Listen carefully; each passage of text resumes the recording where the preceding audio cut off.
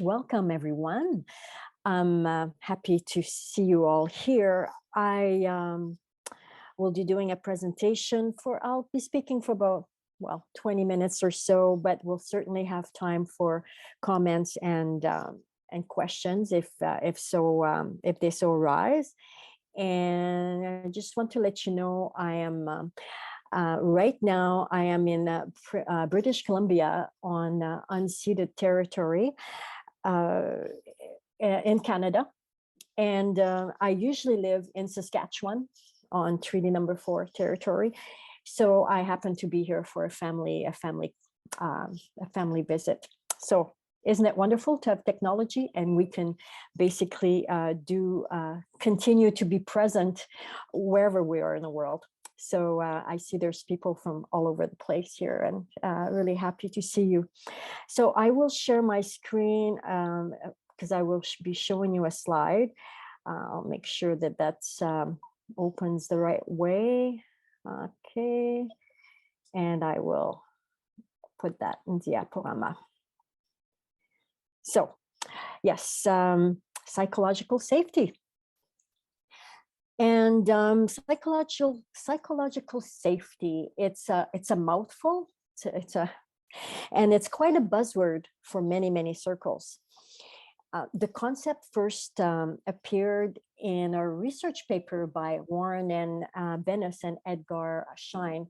They had in 1965, way back then. And one quote that I retained from their paper goes, as you see there on the slide: the reasons why persons are gathered together for limited amounts of time to interact with one another so that the participants will have a total and integrated learning experience. So this is why people get together. This is why people work together to collaborate and to exchange ideas and to learn. And then psychological safety was actually coined back then. And in the 1990s, you have William Kahn, who linked psychological safety to attitudes and behavior. Makes all the difference. So his quote says, engagement thrives in the context of some relationship and wills in others. Relationships are metaphorically the nervous system of the organization. Imagine thinking of an organization that's alive and that has a nervous system. So, and then there's Dr. Amy Edmondson. She's a Harvard scholar, and she's done extensive research on psychological safety, and she relates it to team learning. And she says, psychological safety is a belief that one will not be punished or humiliated for speaking up with ideas, questions, concerns, or mistakes. Imagine that. And then lastly, there's the author of 4 Stages of Psychological Safety, Tim R. Clark, an Oxford social scientist. And he actually created a certification program in which he lays out the 4 stages of psychological safety. And I'm happy to say that was certified last year, and really appreciate all the work that he's done. And he talks about psychological safety. It's an environment of rewarded vulnerability. That's key, I believe. Okay, I will go to the next slide. And for that, I need to go here. There we go. Well, during my certification training for psychological safety, I was fascinated to discover that there's a connection between sociocracy, the Sociocratic circle organization method, and psychological safety. And at the same time, I became interested in the connection between the well-being of an organization. Remember, an organization is alive, it has a nervous system, and the well-being of individuals within an organization. And this is based on my work in mental health first aid, in which that's another hat that I wear. So all is interconnected. And because of that, I would like to make the case that psychological safety, that the Sociocratic circle organization method, I use the acronym SCM here. It's, I was hoping that you can see, this picture is a field with rows. It's a field to cultivate and grow psychological safety in a group, in a circle, on a team. I hope my image is clear. There's 4 rows, and that's what I'll talk about, the 4 rows of the 4 levels of psychological safety, starting with inclusion, learner safety, contributor safety, and challenger safety. So to understand what psychological safety is, let's look at what it's not. What does it look like when there is no psychological safety on your team or in your organization? Well, here's an image that captures a few ideas about what it's not: the toxic and the ridicule, the devaluation, the poison, the bullying. So why don't you take a moment and write in the chat other words that to you represent what a team that does not have psychological safety, what would you see? What kind of words would show up for you? And I'll just wait for you to write a few in the chat to add to my image here.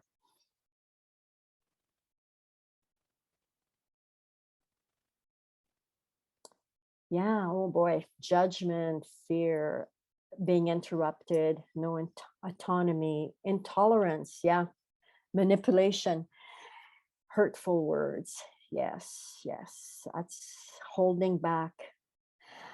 Oof, that's a lot of, yes, you're definitely, either you've had maybe some experience or you can imagine what it's like to be in an organization that does not provide that psychological safety.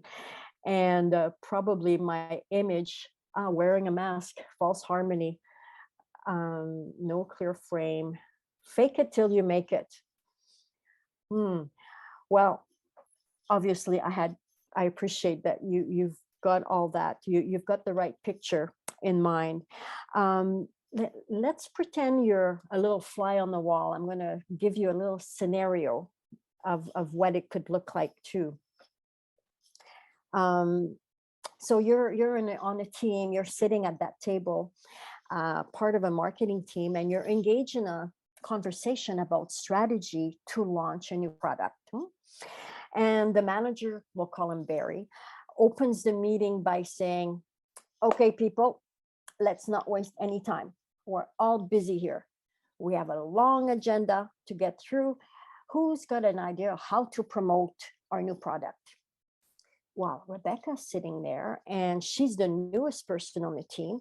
She's done a lot of research, and she has a genius idea. Well, that's what she thinks. She lifts up her hand and says, I'd like us to consider using XYZ media approach. And from the results that I've seen in my research in other sectors, I believe it would place our product in the forefront of every. Then Jack cuts her off in a very condescending tone. He says, really, Rebecca? Another flavor of the month? That's a waste of our time. Another team member, her name's Lucy, she rolls her eyes and says, oh, here we go again. The rest of the team is silent, and the manager clears his throat and says, well, Rebecca, looks like your idea won't work. Anybody else with an idea? Well, obviously, this toxic atmosphere is making Rebecca shut down. She thinks, that's the last time I bring up an idea on this team. Can you blame her? So you see what happened here? There were signs of ridicule. There were signs of intimidation, exclusion, really. And so obviously this really reduces the capacity and the engagement of a team. Now, let's change the scenario. Same team, you can see them there sitting at the table, but a different environment. This team uses the Sociocratic circle organization method, Sociocracy. So the same facilitator, Barry, opens a meeting by saying, welcome everyone. Let's do a check-in before we dive into our agenda. Everyone takes their turn and brings up what's alive in them in the moment. That's a very important part of the meeting, huh? Checking in, where we recognize that we're human beings. It's so important. How often have you entered into a meeting when the boss jumps right up or right into the agenda, bang, bang?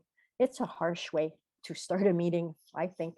It neglects to recognize that we have emotions, we have feelings, that we're not robots.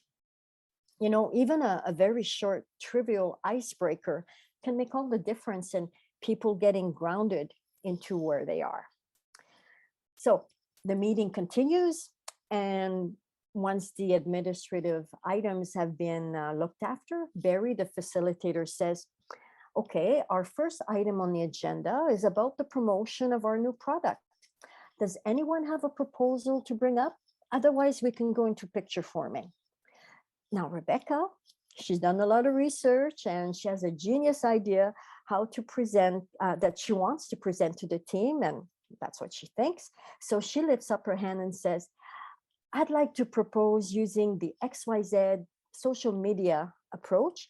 From the results I've seen in other sectors, I believe it will place our product in the forefront and make a positive difference for our company. Then she gives the details of the proposal. In response to Rebecca's proposal, the facilitator, Barry, says, well, thank you, Rebecca.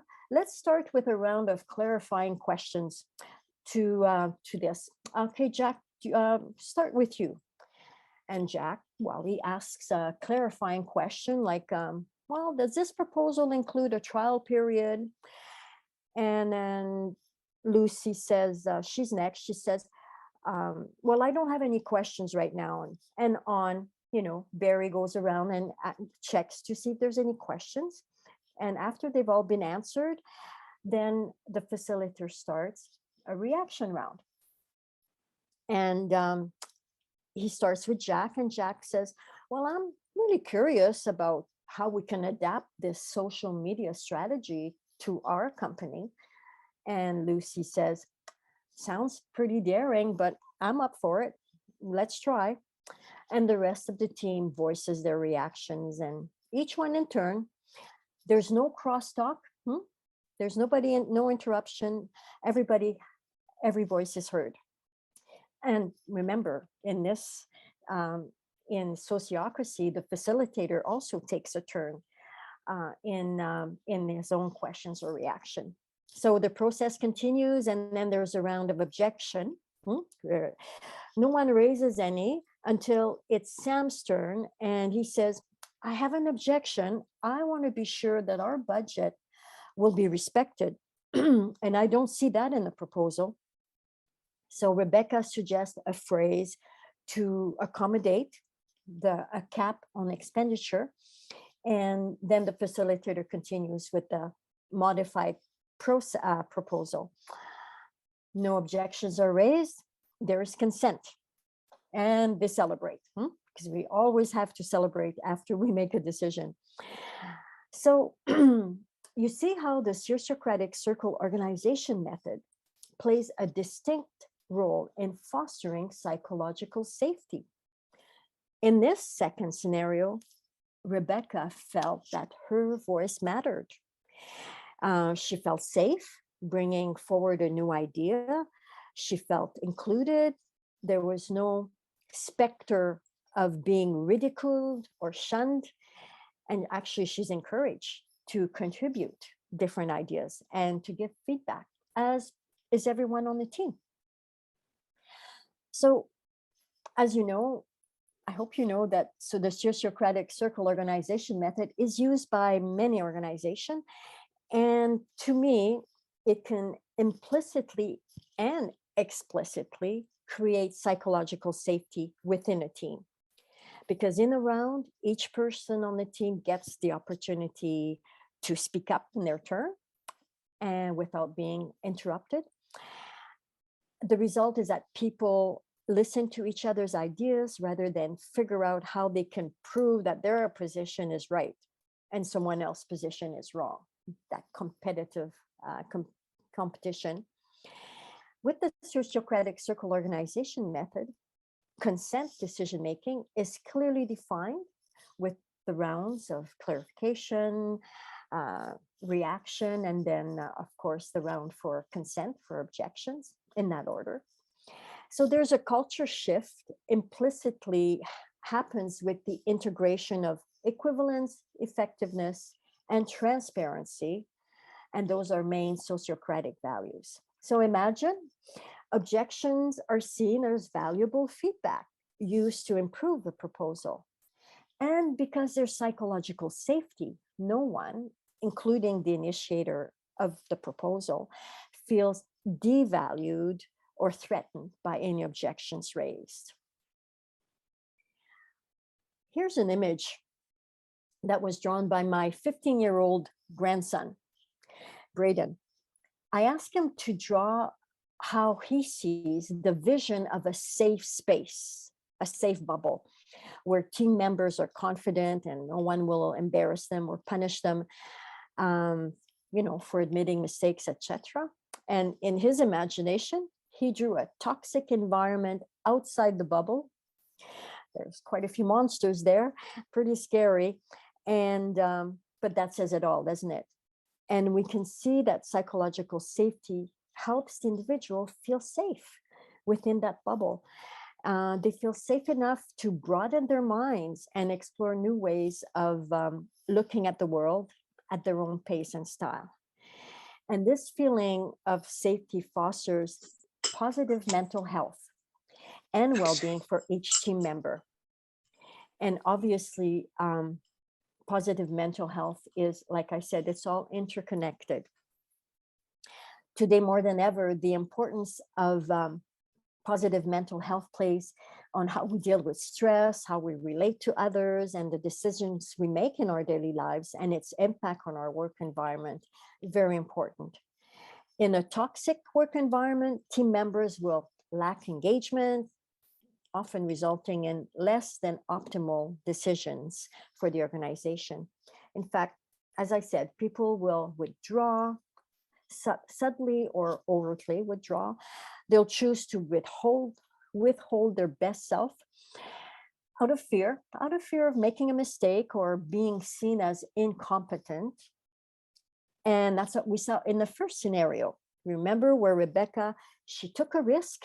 She was vulnerable, she took a risk, but she was shut down by Jack and Lucy quite overtly. And the rest of the team didn't even speak up. And the manager did nothing to encourage a positive discussion.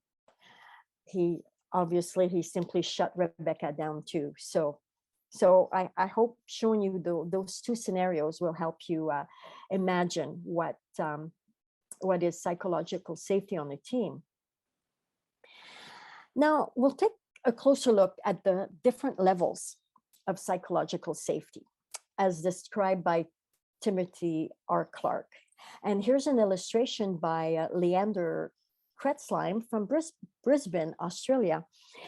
So you see the first level is inclusion safety. I feel safe to share my different skills, strengths, and ways of thinking without feeling like an outsider or that I don't fit in. The second level is learner safety.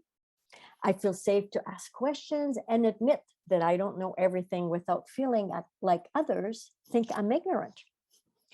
The third level is contributor safety. I feel safe to even expected to use my learnings to make suggestions in my team and provide feedback without feeling I'm being intrusive or critical.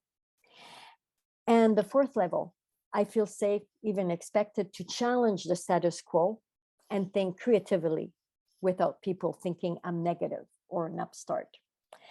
So it's important to know that these 4 levels are cumulative, one after the other. You can't reach the challenger stage without going through inclusion, safety, and contributor safety. And ideally, the 4 levels or the 4 stages will be cultivated and grown on the team systematically, one after the other. So let's loop all this information on psychological safety back to the Sociocratic circle organization method. I'll just remind you of the 3 principles of the Sociocratic circle organization method. The circle, consent, and double linking, they set the foundation to cultivate for inclusion safety, learner safety, contributor safety, and challenger safety. So I feel safe to share my different skills, strengths, and ways of thinking without feeling like an outsider. I don't fit in. So this is cultivated within the team by listening and communicating in a non-judgmental way, making room for respect and acceptance of the other. In Sociocracy, every voice is heard. The application of rounds ensure that everyone has the opportunity to speak, not just a few people that are, maybe have an easy way to speak up. And because rounds are designed to minimize interruptions during a meeting, they're very valuable to allow each person to listen to the others and for the others to listen to each person. We know that inclusion is natural for young children, and likely because they are open, curious, and trusting. You see these young children in the picture here.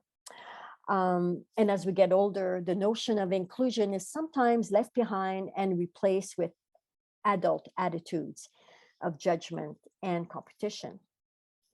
I had the privilege of experiencing the impact of inclusion safety in a group when I was a child. When I was 10 years old, my family moved to Western Canada from Quebec. A big cultural shock, leaving my French-speaking province to live in an English majority environment, leaving all my cousins and everybody that I knew. And what helped me feel included was how the children in my new locale, at my new school, how they treated me, how they were curious and they wanted to get to know me and they were open to explaining their games. It wasn't all perfect, it wasn't all rosy. There was a bit of name calling and laughing at my accent, but somehow for me, the positive reception of the majority of the children made all the difference, creating this idea, that first level of inclusion, psychological safety inclusion. So you can agree that inclusion safety is by nature dynamic and perishable. Respect is at the center of inclusion safety, and that can be translated into acts of kindness, acts of service. Also at the center of inclusion safety is permission. The permission you give another person to interact with you, giving equivalent power and participation rights. The learner safety, sorry. I feel safe to ask questions and admit that I don't know everything without feeling like others think I am ignorant. Now, it's recognized that learning is more than event-based or triggered by a problem or question. Learning is continuous and embedded in the workflow. And there's an education theorist, Malcolm Knowles, who says that he invites us to think of an organization as a system of learning as well as production. Think about that, both. An organization is a place to learn and produce. The two are tied together. The Sociocratic circle organization method, again, holds the space for learner safety in a very elegant way. Building on inclusion safety, one can feel safe to ask questions and admit that they don't know everything without feeling judged by others. The development of the individual, their own learning, is integrated by way of doing, say, a performance role review And there you focus on the lessons learned and innovating new practices. And it's always supported by the members of the circle. My latest experience with learner safety comes with the Sociocracy consulting group, which I'm part of. And I've been encouraged to span my wings in many ways, consenting to various roles in our organization and feeling safe because I can count on the feedback of my peers to help me in my learning journey. I even felt safe enough to take on the role of the operational leader of the organization, learning to be a CEO, knowing that everyone has my back. And there's a social exchange involved here. I'm encouraged to learn in exchange for my engagement in the learning process. So the two are connected. So that's learner safety. Contributor safety. I feel safe to use my learnings to make suggestions in my team and provide feedback without feeling like I'm being intrusive or critical. The whole systems approach of the Sociocratic circle organization method includes collaboration, which results in everyone having an opportunity to contribute and get engaged. And as I said earlier, psychological safety builds up in a cumulative fashion. This means that the inclusion of the inclusion safety and the learner safety, which ensure that everyone has a voice, actually invite that contribution. You see how it's built up on one another. So by its nature, the Sociocratic circle organization method creates a truly collaborative environment. Double linking between different circles ensures a two-way communication and dialogue to help make those better decisions. Inviting team members in a collaborative manner does not mean that everyone is always in agreement with one another. That's not realistic, and it would be quite boring. Constructive dissent can lead to unique solutions, what we call out of the box. And team members that stay engaged, feel safe, can contribute their ideas and provide feedback without feeling intrusive or critical. There's many things that can cultivate contributor safety on a team. So one of them is the Sociocratic circle organization method, in where you align the domains, the areas of decision-making with the appropriate team. For example, the promotion of products and services in the Sociocracy consulting group, of which I'm part of, is in the domain or the responsibility of the marketing circle. I am a member of the marketing circle, and I feel safe there to contribute my ideas, even though they could be out in left field. And I try not to judge myself too harshly and to contribute my ideas. And I feel safe receiving feedback.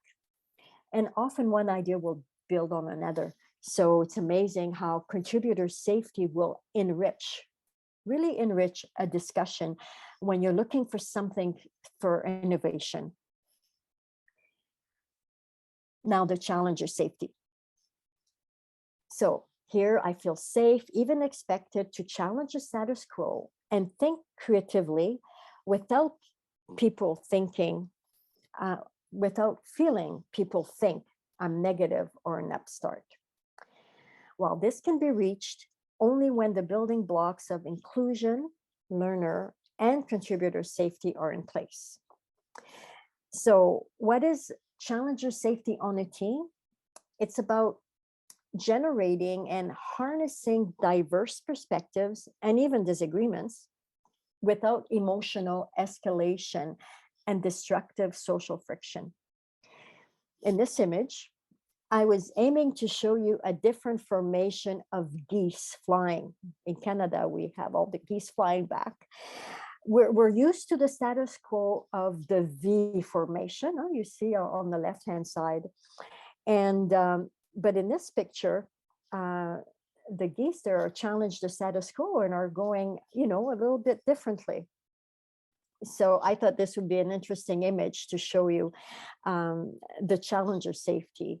It's about being able to hold each other in our vulnerability, because all the other levels are in place, the inclusion, the learner, and the contributor, and it's resulted in that environment of rewarded vulnerability, as Timothy Clark says. It's taking a risk, knowing that we won't be thrown under the bus, or in this case, fall on the ground as we're flying. The Sociocratic circle organization method is conceived in such a way to protect each person's right to speak candidly about any topic, provided, of course, that one does not make personal attacks or have malicious intent. Respect in this fourth level is respect for the individual to innovate, the ability to innovate. It's a earned right based on your track record of performance. And this level gives permission to challenge the status quo in good faith. This means that we assume that team members are acting with pure motive to help improve things. We honor each person's offerings regardless of hierarchy. We make it safe to criticize and challenge the status quo, and everyone is expected to engage in constructive dissent and really creative abrasion.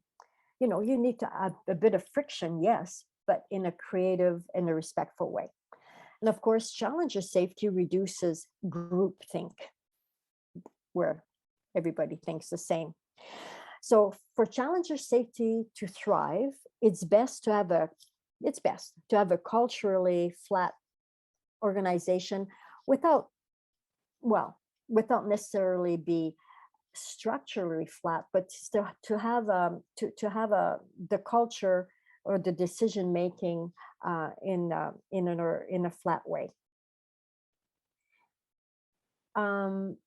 Here's an experience I've had with psychological safety and all its levels. Just a quick little story. About 12 years ago, I was working at the Institut Français at the University of Regina in Saskatchewan. And there we implemented the Sociocratic circle organization method, which it made the department culturally flat, while it still preserved the hierarchy in its legal structure. Can you imagine? Okay, can't change a whole structure within an institution like a university. But that was a great place to spend 8 hours a day. It was fun, engaging, and challenging all at the same time. But that's because psychological safety was fully present. Inclusion, learner, contributor, and challenger safety. The structural hierarchy was still there. The director was accountable to the vice president of the university. The managers reported to the director, and the team members reported to their specific respective managers. And I happened to be a manager of the student services at the time. Our culturally flat department allowed policy decisions to be made directly by the people that work in those particular areas, particular domains, we call them. There was, student services, communication, finance admin, and research. We also had the general circle, and that was composed of the director and all the managers, and the double link, the representatives that were selected from each circle. So you can imagine the outcome of the decisions that were made at that level, at the general circle level, were rich and productive. In fact, the Institut Français reached the highest score for engagement in a university engagement survey at the time. It was conducted throughout the whole institution. It was 1,500 administrative employees.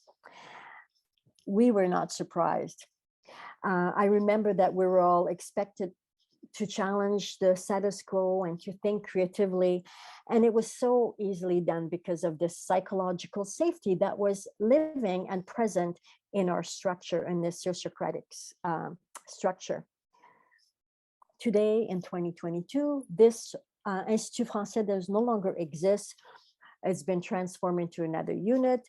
Of course, that was a top-down decision from the university vice president's office, and the Sociocratic circle organization method was pushed aside. The director left shortly after that, and so did I. And I left to join the Sociocracy consulting group, where I continue to enjoy psychological safety.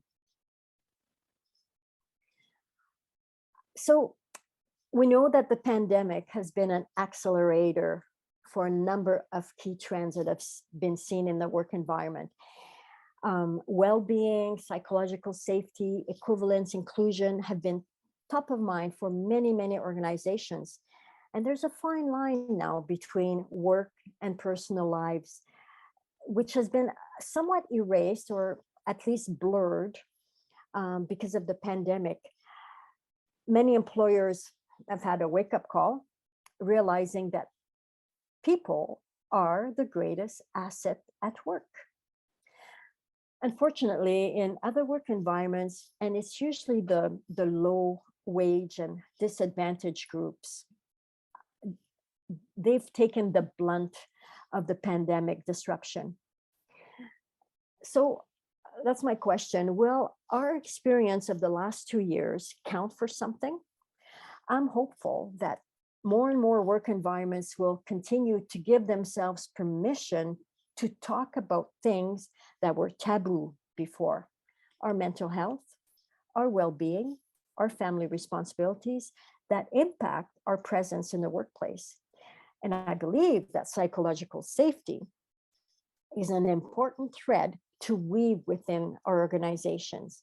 And the connection between sociocracy and psychological safety can be part of the solution by contributing to an ideal work environment and making our workplaces productive and joyful. Joy is important. So this brings me, I've talked long enough, to the end of my presentation. I want to thank you for your attention. I want to share pictures of my colleagues, Sheila Meyerson, Gina Price in Australia, John Schinnerer in Oregon, and Erin Young in Australia also. I've really enjoyed sharing you what I know about psychological safety, and I would be very happy to receive your comments or answer questions. Thank you.